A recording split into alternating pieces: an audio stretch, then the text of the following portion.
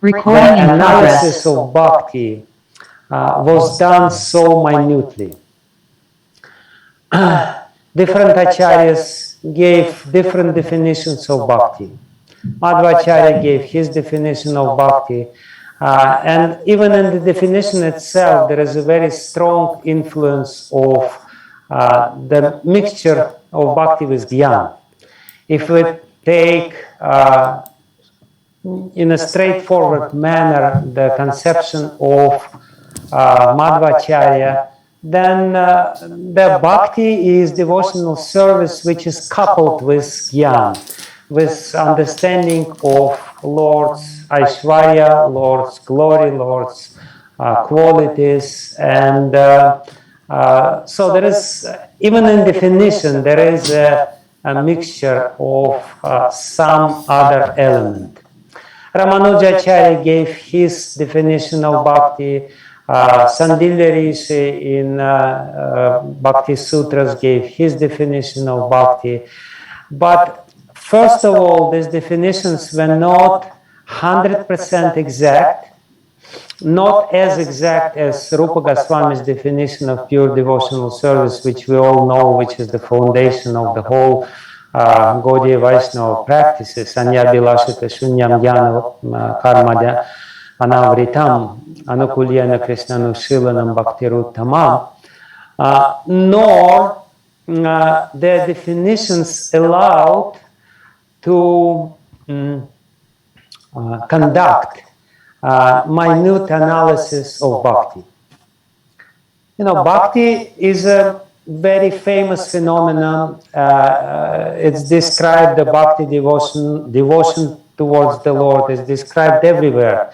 In the Puranas, in the Itihasas, Mahabharata, Ramayana, everywhere the descriptions of great devotees is there. But there was no conceptual framework to analyze their devotion, to compare their devotion. From reading all these beautiful stories which are there about Prahlad Maharaj and Ambarish Maharaj, there is absolutely no possibility to say how their devotion differs from each other, whose devotion is greater, you know, and as a result of it, you know, we have quite vague understanding or conception of devotion. Yes, Prahlad Maharaj is a great devotee. Yes, Ambarish Maharaj is a great devotee. Yes, Hanuman is a great devotee. Yes, gopis are also great devotees. Who is greater? Why their devotion is so different in flavor? What is the principle upon which we can judge their devotion and describe their devotion in its varieties? That was not really known or analyzed by anyone else. And it's a great contribution of Srila Jiva Goswami, who in Bhakti Sandarbha analyzes different kinds of devotion and is doing it. Of course, the foundation is Bhakti Rasamrita Sindhu by Srila Rupa Goswami, but Srila Jiva Goswami took it other step forward, and he describes literally dozens of varieties of devotion and analyzes this. Why it is so important? It is so important because ultimately Gaudiya Vaishnava Sampradaya, and again it's the special feature of our school of Bhakti, is aiming at the highest possible type of Bhakti. Because only the highest possible type of Bhakti, which is Shuddha Bhakti, is capable of, is actually making us capable of achieving the highest possible goal. Again, there is a great distinction about Prayojana, which Srila Jiva Goswami is doing in his Priti Sandarbha. and if we take other schools of Vaishnavas, we will see that basically they give very general definition of prayojana, which is mukti. Of course, it's a personal kind of mukti, but still, mukti or moksha is the goal of their endeavors. But the goal of the endeavors of Gaudiya Vaishnavas is not mukti. It's much more exact and much more difficult and much higher than just general liberation from the sufferings of this material world and re-establishment of our spiritual identity. Muktir hitvanyatha rupam svarupena vyavastitih. Even if we take this definition of mukti from Srimad Bhagavatam, still the goal of Gaudiya Vaishnavas is different. And this difference forces the founders of our school to give so much importance or to give so detailed analysis of the process. Because unless the process is exact, we will not reach the goal. The desired goal is only reachable when the process is followed in a very exact and peculiar manner.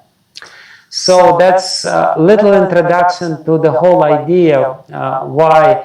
And basically, it's interesting that even though Bhakti Sandarbha is the treatise of Jiva Goswami, which is supposed to describe the practice of bhakti, first, the first part of Bhakti Sandarbha, which is the bigger part of Bhakti Sandarbha, is entirely devoted to the more or less to lay the theoretical foundation of what is bhakti. Only when we understand what is bhakti, then we can distinguish and how the bhakti methodology works in general. Only after understanding this, we will be able to distinguish different kinds of bhakti or different kinds of practices, bhakti practices, which Srila Jiva Goswami makes in the second part of Bhakti Sandarbha, which starts from Anucheda 200 something. So the first 200 chapters of this work does not have much to do with the practice as such. They are mostly dealing with the theoretical foundation of what is bhakti. And then if I understand this, it's very easy for us to understand and distinguish of different kinds of bhakti. So, having said this, we can try to come to the core of our discussion tonight. So this distinguishing, actually this is the initial description of Srila Jiva Goswami in Bhakti Sandarbha, where he very roughly, in a very general way, divides bhakti into three kinds. First, of course, he gives the general definition of what is the practice of bhakti, and he says that the essence of the practice of bhakti is seva. He quotes Garuda Purana for this, and Bhachiti ityesha vaidhatu sevayam parikirtitaha tasmat seva buddhai prokta bhakti sadhanam bhuyasi. The best way of bhakti sadhana is defined as seva, because the very word bhakti is derived from this bhaj dhatu, which means to serve. And to serve, and he gives, this is the Svarupa Lakshana of Bhakti. He gives also Tatastha Lakshana of Bhakti, and Tatastha Lakshana of Bhakti is that it can fulfill every desire. It's independently powerful. And because it's so independently powerful, it can fulfill any desire which people have. So that's the beginning of the description of Srila Jiva Goswami in Bhakti Sandarbha. And again, basically what it means that we have this powerful process of bhakti. But at the same time, we know that not all the time, if we take ourselves and if we critically examine ourselves, we will find out very quickly that bhakti does not fulfill all our desires. It's a very sad news. So, what does it mean? Does it mean that the Vyasadeva in Garuda Purana makes a mistake? Does it mean that Jiva Goswami, by quoting him, also makes a mistake? No. It means that we're not practicing the bhakti which we're supposed to practice. Bhakti is independently powerful, but the mixtures in the bhakti makes it weak,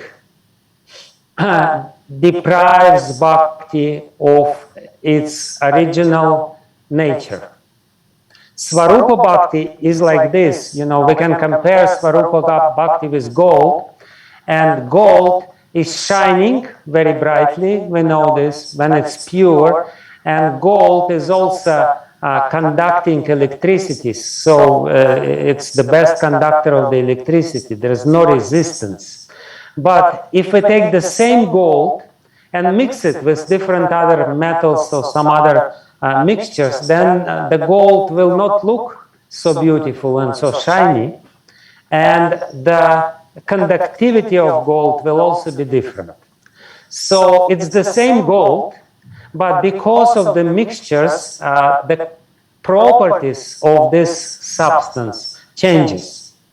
And basically, the analysis of Srila Jiva Goswami is for this, to explain to us what should be the conditions of our practice of devotional service, so that the devotional service would fit the descriptions which are given to devotional service in the scriptures. So, and then he says that the main, what is seva? So he gave the definition. What is seva? Bhakti is seva. So what is seva? Seva is anugatya. Seva basically means that we follow. He gave a very beautiful definition of seva. Sacha seva kaika vachika manasatmika trividha eva anugatiruchyate. Seva means following, following behind Krishna, or following the orders of Krishna, following the will of Krishna, the desire of Krishna, by our body, by our words, and by our mind. And so seva starts when we are fulfilling the desire of Krishna. When we give up our independent desires, our independent will, and we become followers. And therefore, Thakur Bhaktivinoda, he gives the same very beautiful definition, even in a shorter way. He says, what is bhakti? Bhakti is anukatya dharma. Bhakti is the dharma or the property of a follower. I am not independent anymore. I am doing something, not because I want to do it, I am doing something because somebody else wants me to do it. That's bhakti. And when this consciousness is there, when we are established in this kind of consciousness, then our practice becomes very powerful. And that's why we accept spiritual master, that's why we try to very sincerely and conscientiously to find out the will of the Lord from the scriptures, and so on and so forth. So this Anugatya Dharma is Bhakti. But at the same time, what we see in reality, that we we have to do so many things. We have to take care of our juniors, we have to preach, we have to do deity worship, we have to take care of our health. So, what is pure devotional service? Unless we understand what is pure devotional service, there is no chances for us to practice pure devotional service. There is a great chance that our practice will be mixed.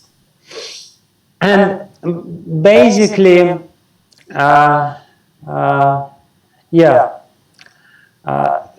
Srila Jiva Goswami, he classifies, as I said, devotional service into three kinds: Aropa Siddha Bhakti, Sanga Siddha Bhakti, and Svarupa Siddha Bhakti. And that's classification on one, how you call this, axis. It's a classification according to the root or the external form of our activity. Our activity in Bhakti, we practice Bhakti. When we are distributing books, we practice Bhakti. When we are chanting the holy name, we practice Bhakti. When we are talking about Krishna, we practice Bhakti. When we are, eating prasadam, we also practice Bhakti. So, Srila Jiva Goswami, first of all, he classifies all kinds of our practice into these three big divisions. Each division signifies certain activity by form. There is pure devotional service, which is by its very Svarupa, is devotion, is seva. That is, we know, Svarupa Siddha Bhakti, Shravanam, Kirtanam, Vishnu, Smaranam, Pada Sevanam, Archanam, Vandanam, Dasyam, Sakyam, Atmani Vedanam. So, that's an activity which is service by its form, by its very nature. So that's Svarupa Siddha Bhakti. Aropa Siddha Bhakti and Sanga Siddha Bhakti is little more difficult to understand, but basically Aropa means attributive Bhakti. Some activity may not be seva by its Svarupa, by its nature, but nevertheless we call it Bhakti. Why? Because we offer it to the Lord. Basically, definition of this Aropa Siddha Bhakti is given by Krishna himself. Yat karoshi yadashnasi yad jihoshi dadasi yat tapasi sekaunteya mat kurushva tadarpanam. He says, whatever you do, whatever you eat, whatever you offer, whatever austerity you perform, just do it as offering to me. And usually people, what they do something and then they say, Krishnarpan must do. Let it be offered to Krishna. So I'm doing something, I'm doing whatever I like to do. I have my idea, I have my conception, I have my understanding of what it is, but very generously at the end I say, oh Krishna, please take it. Whether you like it or not, it doesn't matter. This is my offering to you. So that's what is called Aropa. And Aropa means the designation. We designate something which is not this, by the process of Aropa. The famous example of Aropa, most famous example, is that by the process of Aropa, we see the, how you call it, Rasi? Rope, yes. We see rope in a dark place, and we think that it's the snake. So that's Aropa. In the same way, we do something and we call it Bhakti. So, and Aropa's, we cannot completely avoid Aropa Siddha Bhakti. By the way, the word Siddha in this definition, Aropa Siddha Bhakti, Sanga Siddha Bhakti, and Svarupa Siddha Bhakti, the word Siddha doesn't mean perfect. Sometimes we used to translate Siddha as something perfect. No, Siddha in this definition means something which becomes Bhakti. By the process of Aropa, something which becomes Bhakti by the process of Sanga, by the process of association, and something which becomes Bhakti because it's by nature Bhakti. So that's the translation of these three technical words used by Srila Jiva Goswami in his Bhakti Sandarbha. Maharaj, can I ask a question, please? Sure. Can you spell this Aropa, or how do we write, please? Aropa? A-R-O-P-A, is it? Yes, very simple. Long A. A-R-O-P-A, yes. Aropa. Thank you, Maharaj. Yes, there is a definition of Aropa, but I don't think we need to go to these details. Hare Krishna Maharaj, I have another question. This is your servant, Pran Govinda Das. Yes, Pran Govinda Prabhu, I didn't have any trace of a doubt that you will have at least 15 questions after my lecture. So please ask. In the beginning, you were stating a fact of Ramanujacharyas and Madhvacharyas. But my question to you that I did not research like you, but even if that is the fact that the majestic aspect of Bhagavan he was promoted, or Jnana promoted in the Bhakti, so it is not the Swarup Siddha pure Bhakti. But to me, before I enter into the house of Bhakti, I have to come to the threshold, surrender. And knowledge aspect of Bhagavan, or knowledge aspect, actually promotes submission. So I don't see anything wrong, but I just want to clarify. There is nothing wrong. What I meant to say, I didn't criticize great acharyas. Can you imagine somebody who is so nasty, who is from a very low background, is sitting here and criticizing Ramanujacharya and Madhvacharya. I definitely didn't mean this. What I meant to say is that they give beautiful definitions, which are totally in accordance with their whole conception of Bhakti, and they're obviously very practical for their conception, but they don't have this idea or goal to really distinguish minutely different kinds of bhakti from all kinds of mixtures. And that's a topic for another class, why it's not that important for them. I gave a little hint. They give more general definition of bhakti, which is working. There is no doubt about it. It's not their goal, but they're great acharyas because they laid the foundation for Gaudiya Vaishnavas to come. If it was not for them, Gaudiya Vaishnavas would not be able to do what they do. They, Ramanujacharya, he defeated Shankaracharya in a very grand way, and Madhvacharya, he developed philosophy even further. And then Gaudiya Vaishnava Acharyas came, and they just took it for granted what they did, and they continued their work by, giving this minute analysis. In the beginning,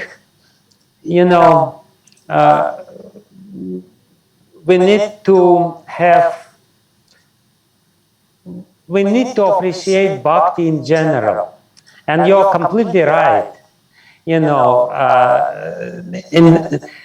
Before we become the experts in these different nuances of Bhakti, we need to have a very, very vivid and strong appreciation of Bhakti as a process, as distinguished from other processes. And that's what Ramanujacharya and Madhvacharya did. According to time, place, circumstances, they did marvelous job, and we're just saying that Gaudiya Vaishnavas, they went few steps further for our benefit, and that's important for us. So it was not a criticism, it was, and definitely the knowledge about the majesty of God is important, but we have to be very exact. What is this knowledge, and and so on and so forth. So again, it will be a little outside of the topic of the discussion. Thank you. Thank you, Mark. So let's go further to our discussion. Basically, we are talking about Aropa Siddha Bhakti. What is Aropa Siddha Bhakti? And Srila Jiva Goswami, he says that basically 3 kinds of activities can be called Aropa Siddha Bhakti. Again, Aropa Siddha Bhakti is the activity which has nothing to do with Bhakti in itself, but which we call Bhakti. We or some other practitioners call Bhakti. So he says this 3 kind of activities which can be called Aropa Siddha Bhakti.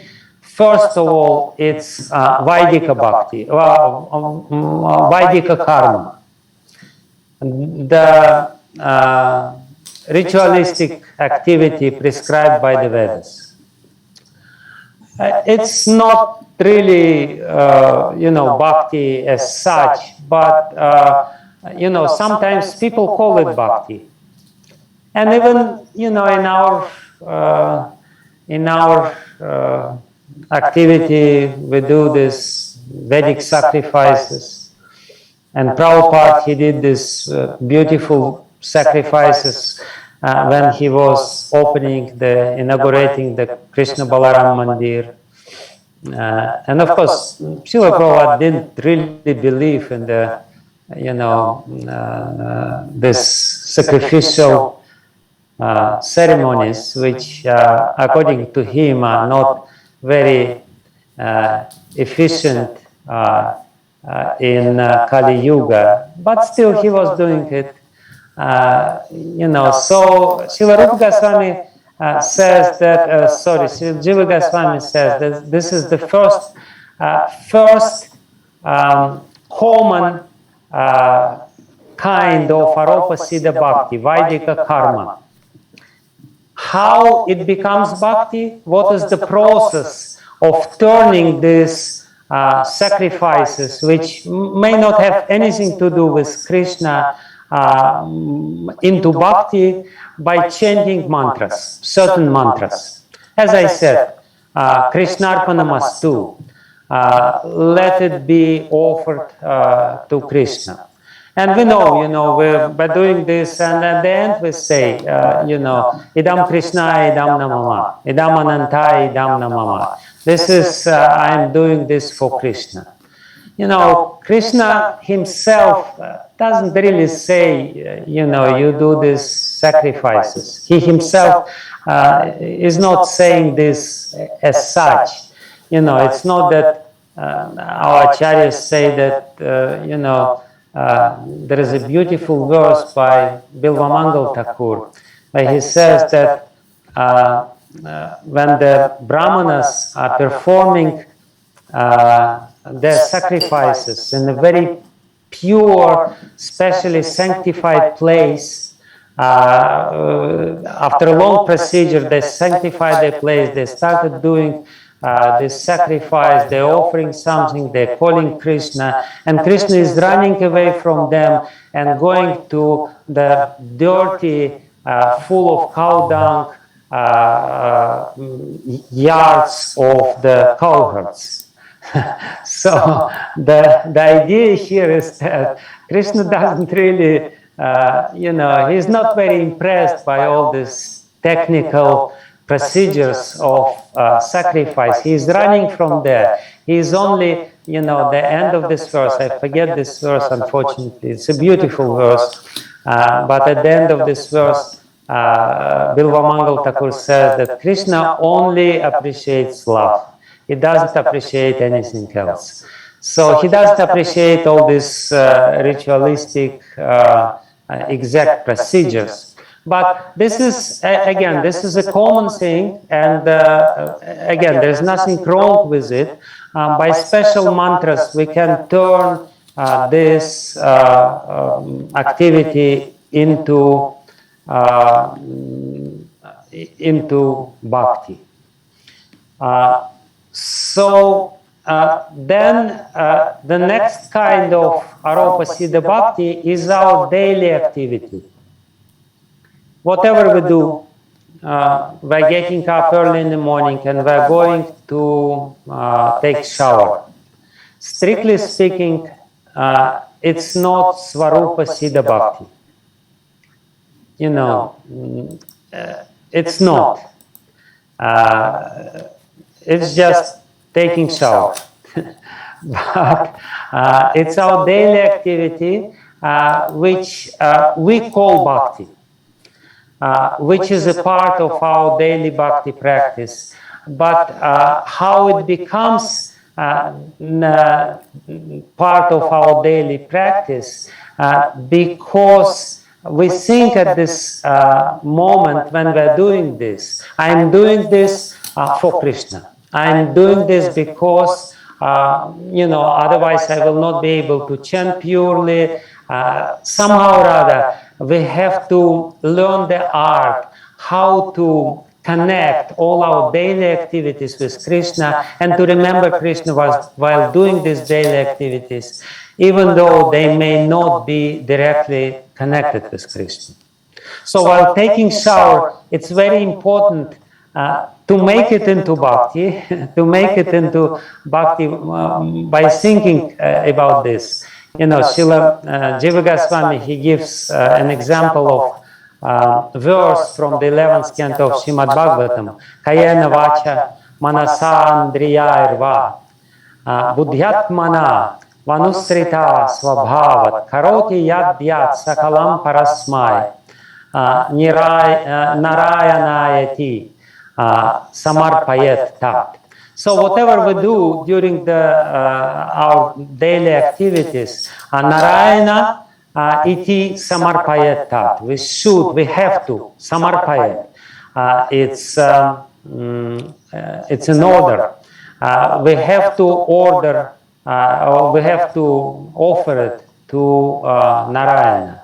I am doing it for Narayana. This is how this kind of Aropa Siddha Bhakti is produced from our daily activities. How our daily activities become part of our Bhakti. Again, it's not pure Bhakti, but it's something which we need to turn our Bhakti uninterrupted. And the third kind of Aropa Siddha Bhakti is dushkarma, or bura karma, the bad karma.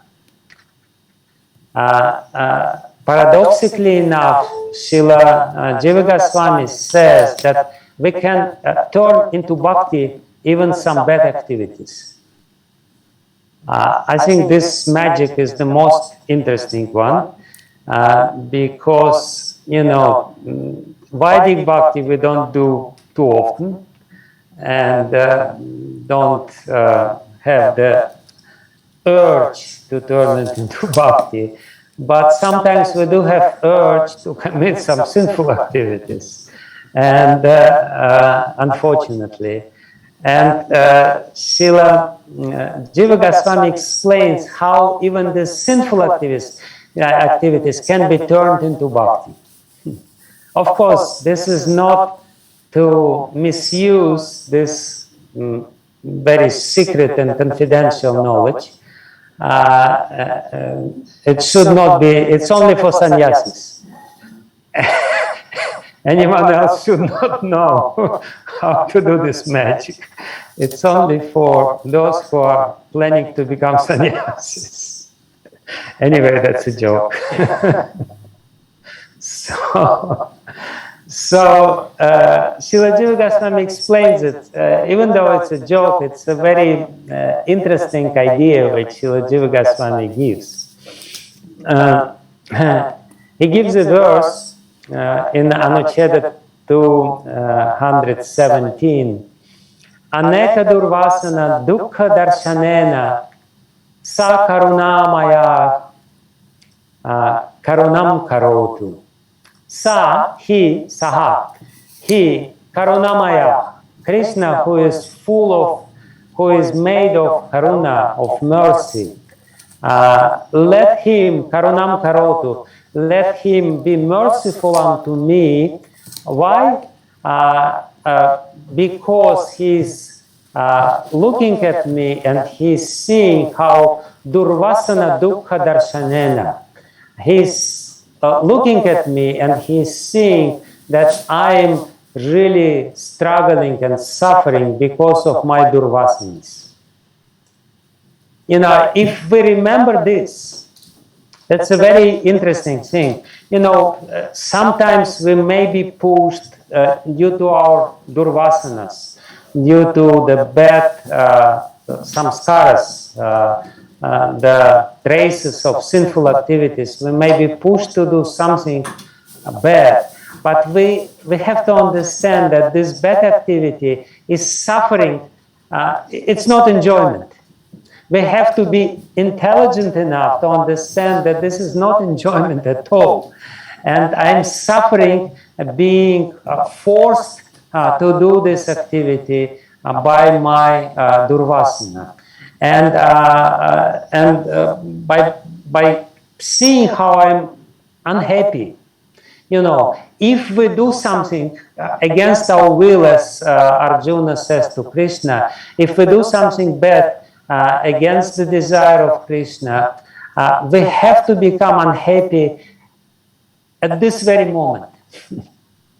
We shouldn't think, you know, now I'm doing this, I'm getting little enjoyment, that's okay, and then later on I will suffer. No, you know, you can turn it into bhakti. If at the moment of doing this, you will be already immediately regretting about this and suffering by doing this, and at the same time begging or praying for mercy from Krishna. Oh, my merciful Lord, you see that I'm doing this, I'm full number one, please forgive me. I'm just forced to do it by my bad karma which I committed before. So in this way, even the sinful activity can be turned into bhakti. Of course, it's not Svarupa Siddha Bhakti, and it's not even Sanga Siddha Bhakti, it's Aropa Siddha Bhakti. But still, the facility is there. Another example of how Jiva Goswami explains how this magic can be done, or how we can, even this bad, as Srila Prabhupada used to say, we should derive some benefit from the bad bargain. You know, we're doing something bad, still we're remaining the devotees. We're fixed in our devotional service. And while doing this, we are regretting, we have this paschatap, we have this repentance while doing this. And another example which Srila Jiva Goswami gives, Ya pritira vivekanam vishayesh anapayini tvam anusmaratah Same Hridayan Napasarpatu. It says that when we feel that we have some material attachment to some Vishai, to some objects of the senses, and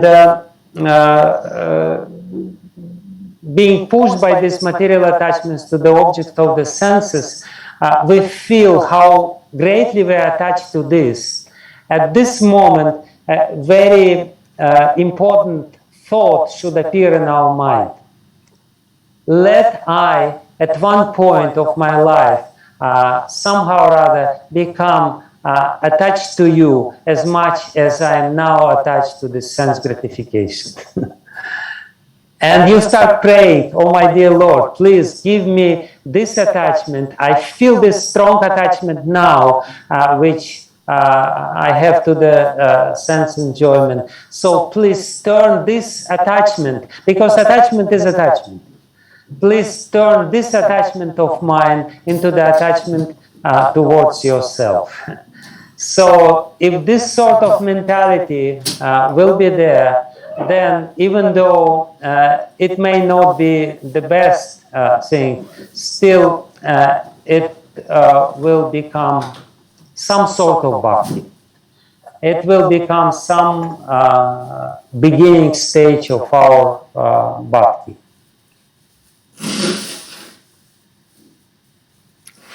And Srila Jiva Goswami, he actually glorifies Aropa Siddha Bhakti. We usually, being very negative by nature, we criticize everything. But our acharyas, they glorify everything. They find some good things in some phenomena, and to give us the understanding why even Aropa Siddha Bhakti, because it's unavoidable in our situation, why and how even Aropa Siddha Bhakti can be good. First of all, Srila Jiva Goswami says that the first what is good about Aropa Siddha Bhakti? What is the difference? He is asking this question. What is the difference between Aropa Siddha Bhakti and ordinary karma which we do? Be it Vaidika karma, Dush karma, or our ordinary daily activities. What happens with this activity when we apply this process of Aropa and turn it into Bhakti?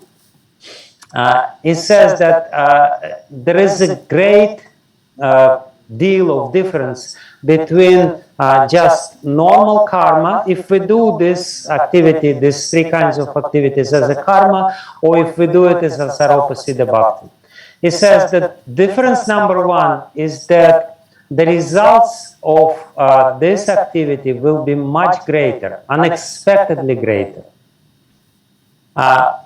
We do some Vedic sacrifice, having completely material goal in mind. But at the same time, we do this process of Aropa and we say, Krishna, please accept my this sacrifice for your pleasure. And the result which comes from this will be much greater than if we didn't offer it to Krishna. This is the first glorious difference between Aropa Siddha Bhakti and ordinary karma. And the second great difference is that the normal karma, especially if we're talking about pious activities, it has two components in it. it has something good in it. It can purify you. It can give you some good results, desired results. But it also has some poisonous component in it. This poisonous component in ordinary karma is that I become attached to this karma and to the results by which I will enjoy. So, ordinary karma may give us some purification, especially if it's Vedic karma, if it's according to the Smriti Shastra, this and that. But ordinary karma also give us some extra attachment to the same karma. So when we do this karma and turn it into Aropa Siddha Bhakti, say that I'm doing this for Krishna, then this poisonous effect of karma will not be there. The good effect of this karma will be there. Purification will take place, but the increasing of attachment will not take place. That's how Srila Jiva Goswami explains this. And therefore, again, Aropa Siddha Bhakti is not bad thing. Usually, you know, we say it's very bad, this and that. No, it's something which we have to know, and we have to know how to apply this. What is the process of rectifying our normal quote-unquote activities and doing it in the context of our bhakti. So that's what it is. But of course, we should not be too much enthusiastic about Aropa Siddha Bhakti. One problem with Aropa Siddha Bhakti is that basically everything you can call Aropa Siddha Bhakti, and because we have so many different desires, by knowing about this process of turning some ordinary activities into bhakti, be too much engaged into this Aropa Siddha Bhakti, and basically there will be no time for Svarupa Siddha Bhakti. And that's the main problem with Aropa Siddha Bhakti. We will be too much interested in doing something which is not really devotional service as such, and ultimately we will not achieve the desired goal of bhakti. So Aropa Siddha Bhakti is an element which should have a very limited place in our life, and progressively, while doing devotional service or practicing devotional service, the place of this element should shrink more and more and more, should become smaller and smaller and smaller, not to misuse this concept. I remember, you know, I came once to one Gaudiya Math guru, very prominent guru at that time. And at that time there was one big crisis, you know, one big guru in our ISKCON society. He fell down, and he looked at me and he said, "Why did it happen?" And I said, "I don't know." Oh, of course I knew, but I had my idea. But his diagnosis was Aropa Siddha Bhakti. I mean, whether it was correct diagnosis or not, it's another thing. But what I want to say by giving this example is that Aropa Siddha Bhakti, too much emphasis in Aropa Siddha Bhakti, when Aropa Siddha Bhakti overshadows the Svarupa Siddha Bhakti and become much more prominent in our life. And we do, yes, minimum 16 rounds, and yes, you know, unfortunately, minimum 16 rounds a day usually becomes maximum 16 rounds, you know, not more than 16 rounds. We're supposed to chant not less than 16 rounds, but usually we chant not more than 16 rounds. So why? Because we need so much time for Aropa Siddha Bhakti. Because too much emphasis and too much inclination, too much affinity towards Aropa Siddha Bhakti is there within our heart. So that's the danger of Aropa Siddha Bhakti.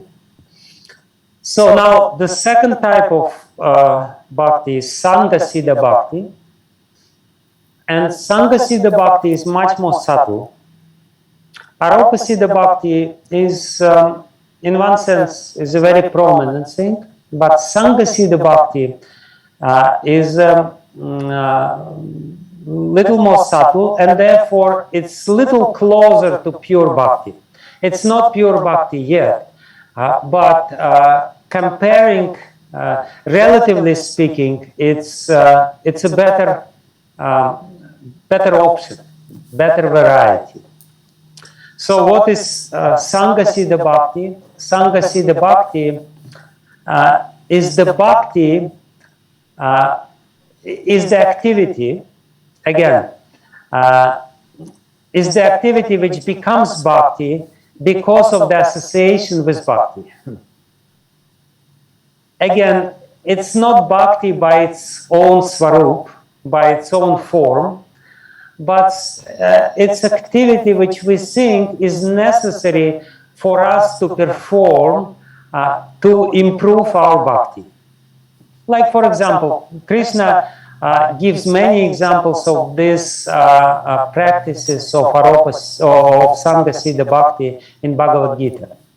In many places in Bhagavad Gita, and of course in Srimad Bhagavatam, there are many descriptions of these processes. Like, for example, in the 13th chapter of Bhagavad Gita, in the series of verses from 8 to 12, Krishna says, Amanitvam Adambitvam, what is this? Ahimsa, Shanti, Charyapasanam, Socham, and so on and so forth. So these are all, this is, just 1 second.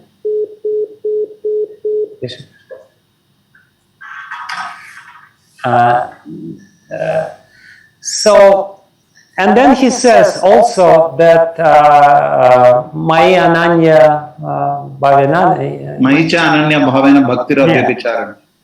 Bhaktir Avyabhicharinam. So he says that there is this Ananya Bhakti, pure Bhakti.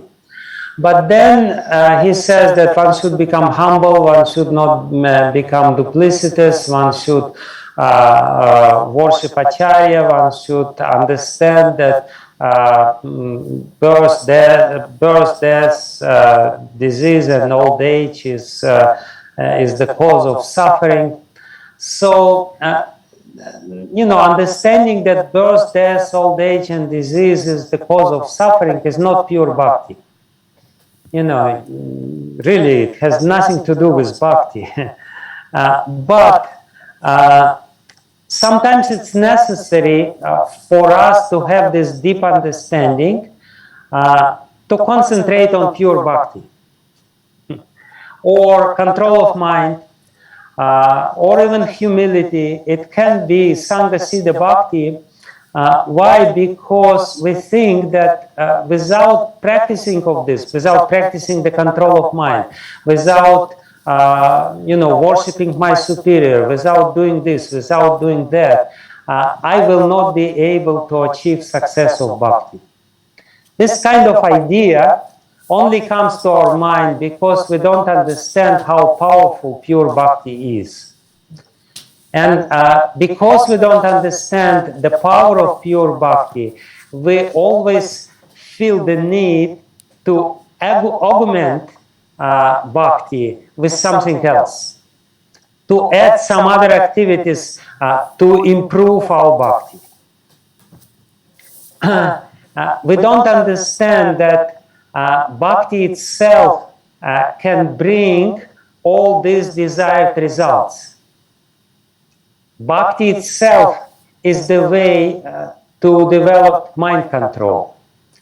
But our thinking, if our thinking is vice versa, if our thinking is contrary, that, I will not be able to chant purely until I develop mind control, until I develop some technique of controlling my mind, then this sort of activity becomes Sanga Siddha Bhakti. Again, it's not Bhakti itself, but in our mind, it becomes a part of Bhakti. It becomes a necessary part of Bhakti to bring Bhakti to the fruition. So this is what Sanga Bhakti, Sanga Siddha Bhakti is. It's some processes which are not important themselves, but which become important because we make it part of our bhakti process. And knowledge knowledge itself, jnana itself, can become this sort of Sanga Siddha Bhakti. You can. Sri Chaitanya Mahaprabhu gave this beautiful example of this Brahmana in South India who couldn't even read. And Sri Chaitanya Mahaprabhu said he is the main acharya of the knowledge of Bhagavad Gita. Why? Because he understood the essence of Bhagavad Gita. He didn't have technical knowledge, he didn't have Sanskrit knowledge, he couldn't even read it properly. He was not pronouncing it properly, but he understood the essence of Bhagavad Gita. So that's Bhakti. He understood the essence of Bhakti, which is devotional service. Krishna is my Lord, I will follow whatever is necessary. But sometimes we think, no, knowledge is very important, you have to have all these things. Again, the knowledge can be pure Bhakti. Like, for example, studying of Srimad Bhagavatam or studying of Bhagavad Gita, it can be pure Bhakti, no doubt about it. It is a pure Bhakti, studying of Srimad Bhagavatam or Bhagavad Gita. But our understanding of, what knowledge is and trying to get into these technical details of different branches of knowledge, again, connecting it mentally with the process of Bhakti and making Bhakti dependent on these processes. This is the main point. When we, in our mind, make Bhakti dependent on all these processes, then we're performing Sanga Siddha Bhakti. We're performing certain activities which is not real pure Bhakti, but still it's a sort of Bhakti. Meditation, and all kinds of stuff. The example which Srila Jiva Goswami gives is from 29th chapter of the third canto of Srimad Bhagavatam, where there is 5 verses where Kapila Dev explains this mixed bhakti with many different processes, ahimsa and so on and so forth, which are not really pure bhakti as such. But he gives it as a part of bhakti sadhana. So when all these things become the part of our bhakti sadhana and we make the success of bhakti dependent on these processes, that is called Sanga Siddha Bhakti.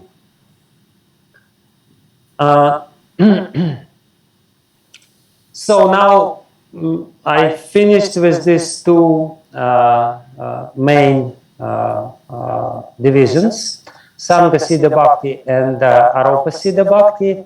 And now there is a difference between Sanga Siddha Bhakti and Aropa Siddha Bhakti. Why did I say that Sanga Siddha Bhakti is better? Yes, it's a mixture. Definitely, and the mixture comes because we don't believe in the power of Bhakti. We don't believe in the independent power of Svarupa Siddha Bhakti, and therefore we try to augment it with different kinds of other activities. But still it's better. Why it's better? Because Sanga Siddha Bhakti is still activity which is directly connected with our practice of Bhakti. Chanting, studying of the scriptures, if it's control of the mind or meditation techniques, it's connected with our chanting, and so on and so forth. Whereas Aropa Siddha Bhakti can have nothing to do with Bhakti whatsoever. Sanga Siddha Bhakti always has something to do with Bhakti. Has something to do with Svarupa Siddha Bhakti. And another very stark and important difference between Aropa Siddha Bhakti and Sanga Siddha Bhakti is that Aropa Siddha Bhakti, you're doing some activity, you're very, very involved in this activity, you're completely absorbed in this activity, but at the end, you remember about God and you say, Krishnarpanamastu, let it be offered to God.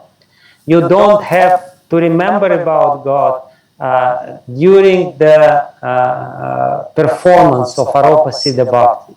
But while performing of Sanga Siddha Bhakti, you remember about God.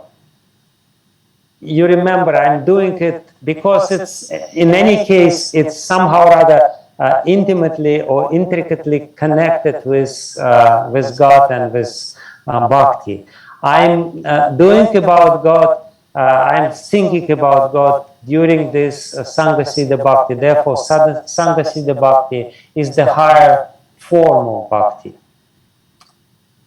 And what is very important to say at this point of our discussion, which I will close rather soon,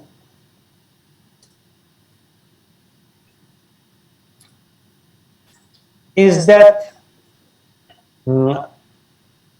both Aropa Siddha Bhakti and Sanga Siddha Bhakti play important role in our daily life. And we have to understand that this is this sort of bhakti which I am doing.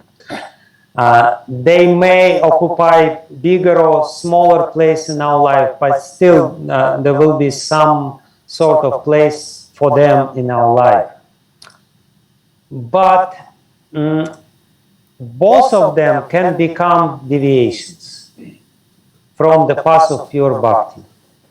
They can become deviations in our private lives, in our lives as devotees, and they can become institutionalized and become the deviations in the life of our society, of our group.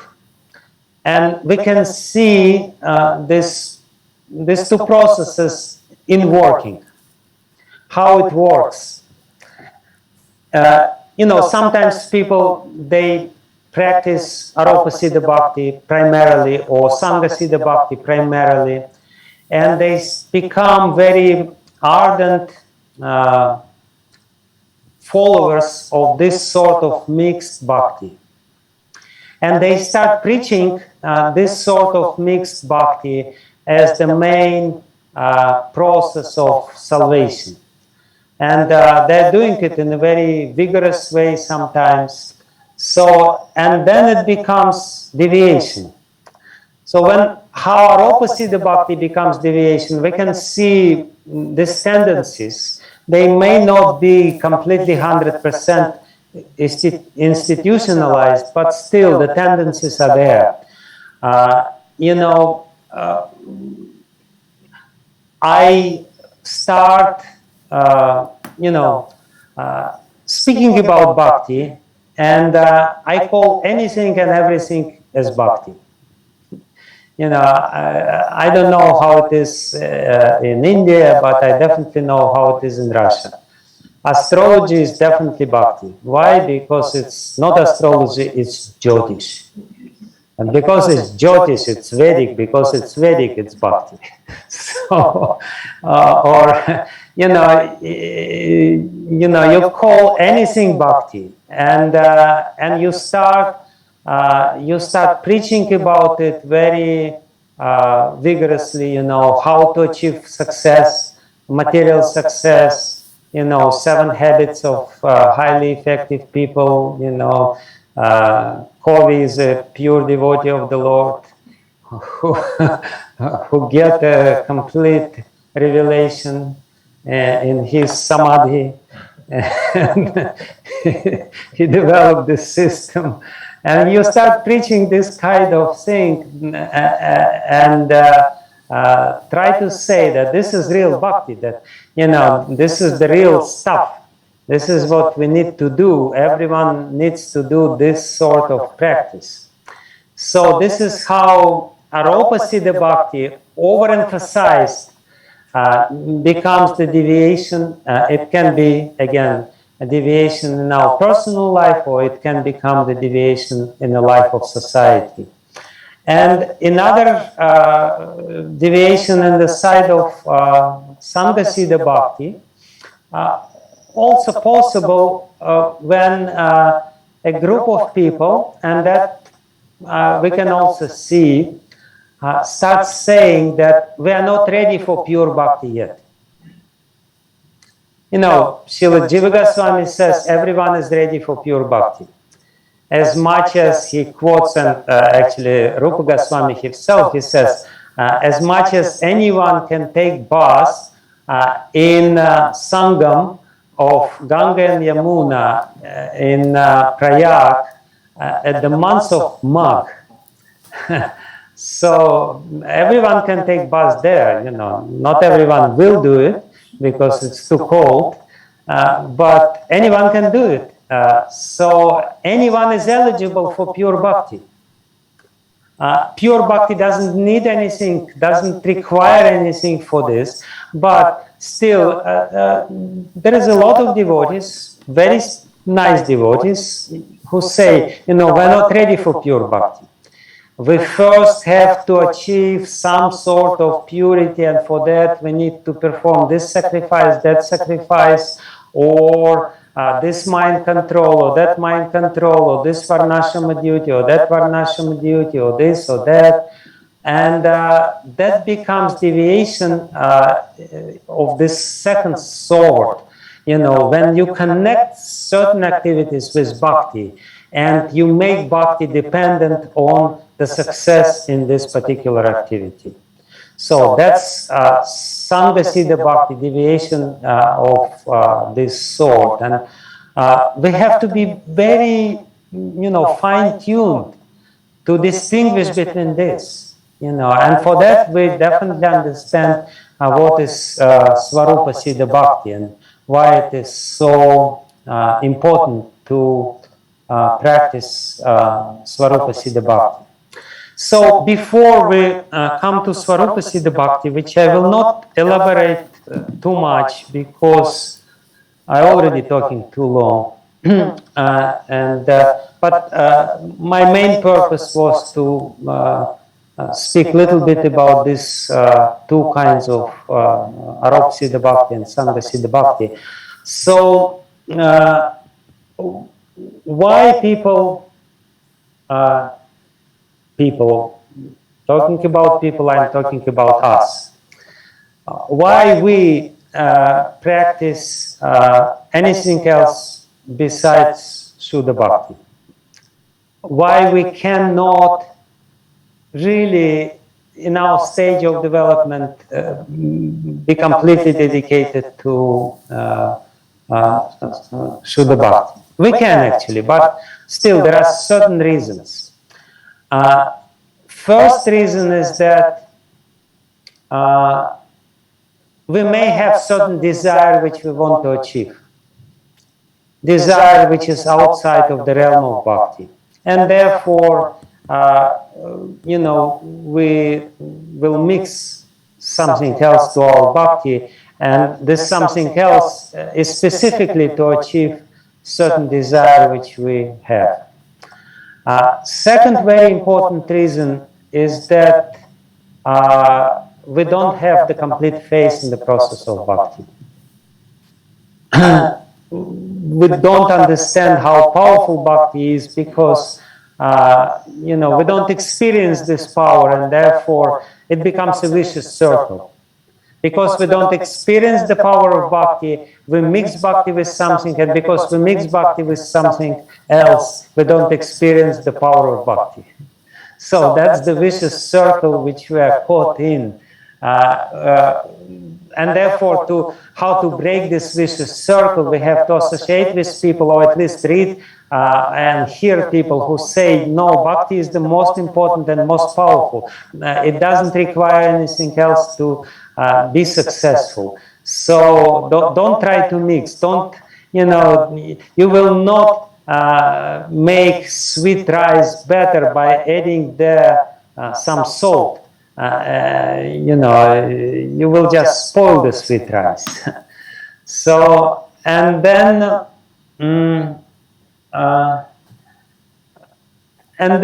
of course, Srila Rupa Goswami and Jiva Goswami as well, they explain that, yes, these two kinds of bhakti can be helpful in the beginning, but we should not indulge too much in it. And these two types of bhakti are acceptable if we have a very clear goal and proper motivation, if our motivation is pure, and if we are under the expert guidance. If these two conditions are there, then, being under the expert guidance of devotional master, of spiritual master, we can be engaged in all kinds of, mixed activities, and we will not deviate, because he will guide us in such a way that all these, other processes would not eclipse our goal, and would not contaminate us, and ultimately will bring, everything to the point of pure bhakti, when the faith into pure bhakti will increase.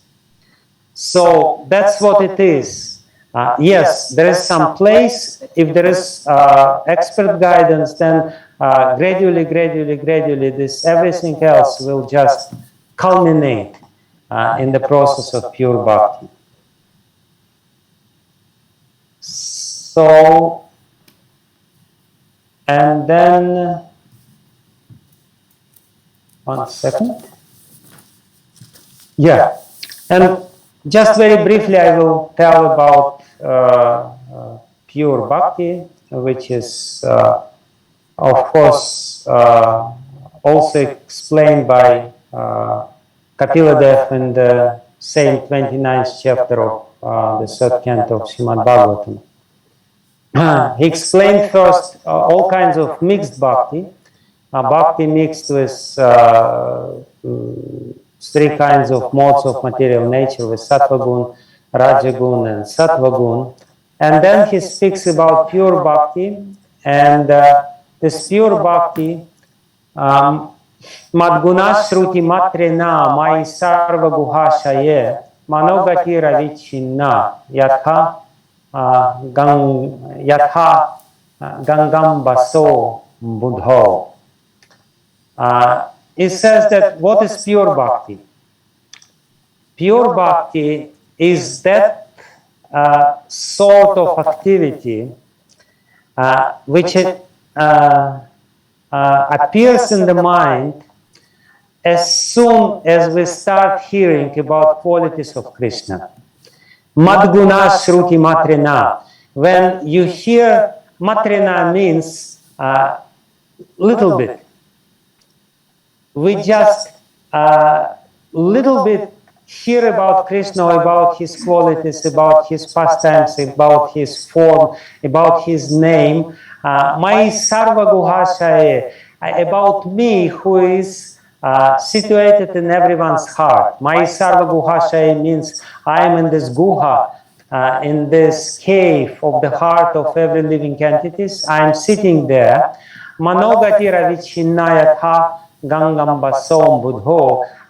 And the mind immediately starts flowing towards me, as much as Ganga is flowing without any interruption towards the ocean. If you are in this state of mind, which is created by your very strong faith in Krishna. If you somehow or other achieve this state of mind that even little mention of the qualities of Krishna, of the form of Krishna, of his pastimes or whatever, makes your mind completely directed to Krishna, and nothing else can be the impediment on this path of the mind. Nothing else can distract you from the mind flowing towards Krishna. That's called pure devotional service. So pure devotional service, it's not only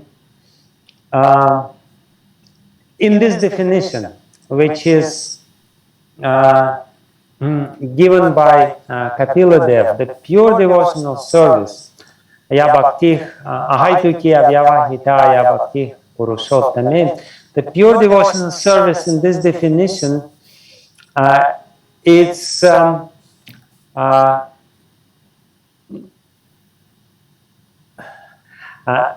some form of activity which is connected with Shravanam, Kirtanam, Vishnu Smaranam, so on and so forth, but it's also fortified by the strong faith in Krishna.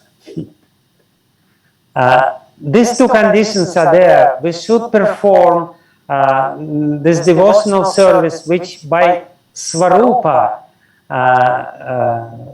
by its own form, by its own nature, is devotional service, but it becomes pure devotional service when it is fortified by very strong faith in Krishna.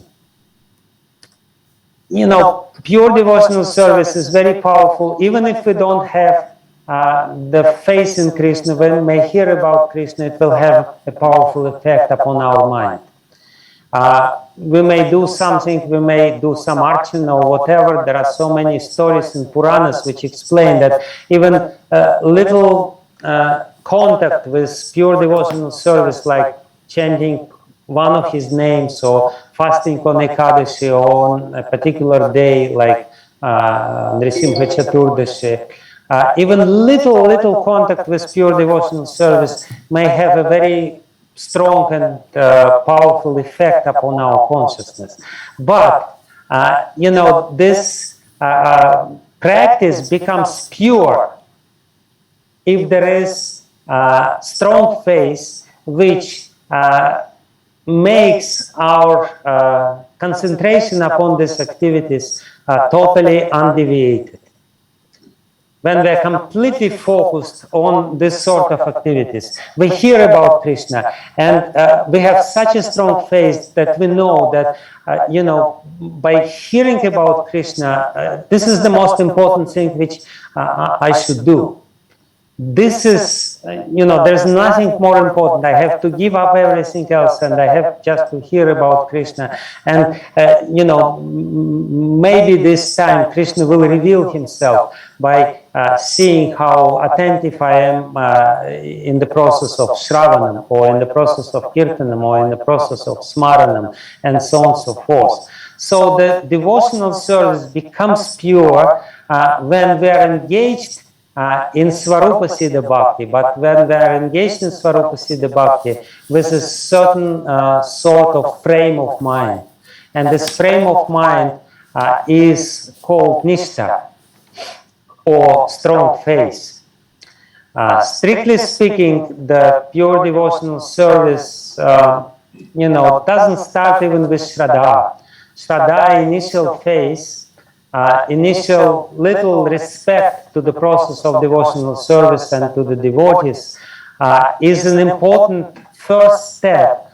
But, you know, while associating with devotees and getting initiation and going through the mechanics of devotional service, which is bhajana kriya, which is not yet bhajan, but the imitation of bhajan or shadow of bhajan, we, you know, purify our heart from anarthas. And when our heart is purified from anarthas, then in this stage, kirtaniya sadahari, in this stage of our spiritual development, when we achieve Nishta, then the initial stage of the pure devotional service may appear within the heart. So that's the difference. And when we achieve to this stage of devotional service, then the devotional service becomes very powerful. Its emotional effect, its purifying effect becomes so powerful that it completely eradicates all kinds of sinful desires and sinful impressions within our heart, and purifies completely, and ultimately in the higher stages purifies even from prarabdha karma. So that's the pure devotional service, and the prerequisite of this pure devotional service is strong faith. And strong faith can only be achieved by the process of association. Strong faith is not some artificial imposition on the mind, as Prabhupada used to say, or strong faith is not some sort of, hysterical attitude. I believe in Krishna, not anyone else. Sometimes people think that if we become fanatical, it means we're pure devotees. No, you're pure fanatics. You're not pure devotees. Nothing to do with pure devotion. Pure devotion starts when your faith is so strong that you don't need to be fanatical. You're very, flexible and understanding of other people, but still you're very convinced in this process of pure devotional service, and that's a fruit, a result which is achieved by sadhu sanga, which is explained by Kapila Dev again in this famous verse Satam Prasanga. Mama virya samvido bhavanti hrit karnarasayana kathaya tajosana masvapavargamo vartmani shradaratir bhaktira nukramishyati. So when the Sangha becomes prasanga means powerful and intimate association when heart-to-heart association. Prasanga means the association upon which the secrets of the heart flow from one heart to another heart, from the heart of a senior devotee or guru towards his follower or disciple, then bhavanti hrit karnarasayana katha, this katha becomes rasayana, becomes the tonic, and therefore it's so easy to concentrate upon this katha, and then very quickly it proceeds from one stage to another. Shradaratir bhaktira nukramishyati. Shraddha here, as Vishwanath Chakravarti Thakur explains, is already asakti, and rati is bhava, and bhakti is prema. And the previous stages is bhavanti hrit karnarasayana katha is ruchi. It becomes rasayana for the ear and the tongue and the heart. And the previous stage, the prasanga, is nishta. The prasanga takes place on the stage of nishta, and when we achieve the stage of nishta, then bhavanti hrit karnarasayana, then mama virya samvido, then the katha about Krishna becomes very powerful, and we immediately come in contact with Krishna himself while listening his katha. His gunas, his qualities, especially his powerful, majestic qualities, become very prominent on the stage of nishta. It really becomes, it has a very powerful effect on the stage of nishta. This listening or association with devotees become very powerful. But to reach to this stage, again, we need to have association from our initial rather weak, feeble and pliable Shraddha to reach to this stage of Nishtha. I guess I should finish now.